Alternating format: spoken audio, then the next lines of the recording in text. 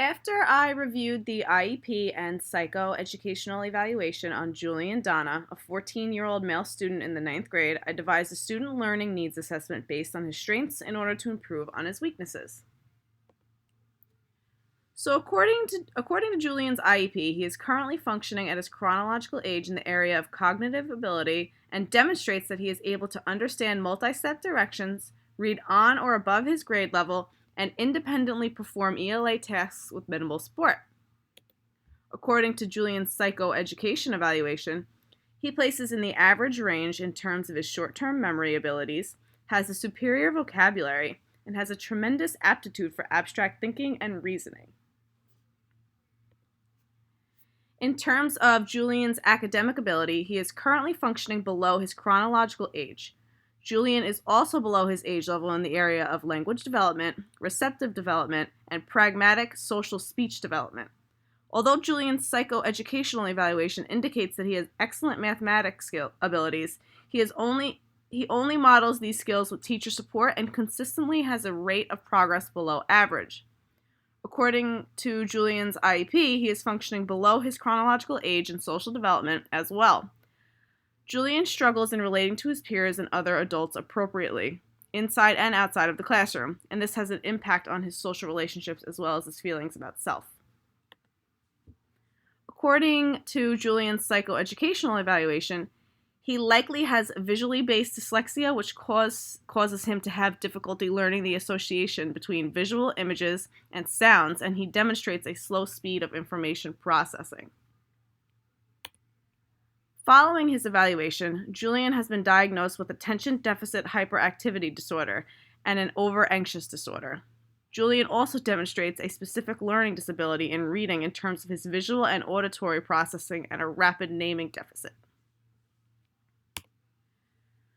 Although Julian models strong logical reasoning and abstract thinking skills, he still struggles with mathematical computation without teacher support.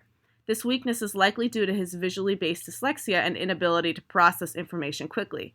Therefore, one of Julian's needs is an individualized and/or small group instruction for mathematics. In order for Julian to improve in this area of need, additional school staff should be assigned to aid him during his math class. Being that Julian is able to understand multi-step directions and use reason and logic, support should be needed to guide him in recognizing where he makes mistakes visually in order to improve on his self-monitoring skills and computational ability. Staff should also prompt Julian to refocus when he appears distracted. It may also be beneficial to allow Julian time throughout the day to attend a math resource room for extra guidance while still maintaining his position in the general education classroom. Julian also needs to develop self-monitoring skills in order to avoid careless mistakes and to maintain focus while completing tasks. This extends to his need to develop skills that require him to sit independently and to improve attending skills when visual distractions are present. Improving and maintaining such work habits and study skills can be done by providing Julian more visually based instruction on how to organize classwork and homework.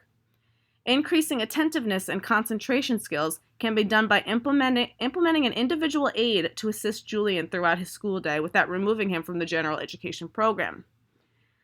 The implementation of an individual aid can allow Julian to maintain access to the general education curriculum while continuing to build on his strengths and receiving access to assistance in improving his ability to remain focused and attentive due to his ADHD.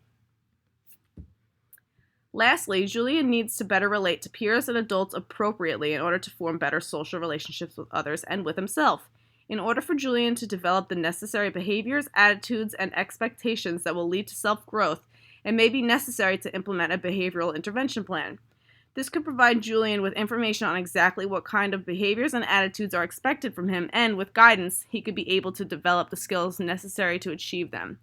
This can also aid Julian in learning to express feelings, both positive and negative, appropriately. The BIP will ultimately make it easier for Julian to interact and participate in small groups with his peers, as well as respond to adult interventions.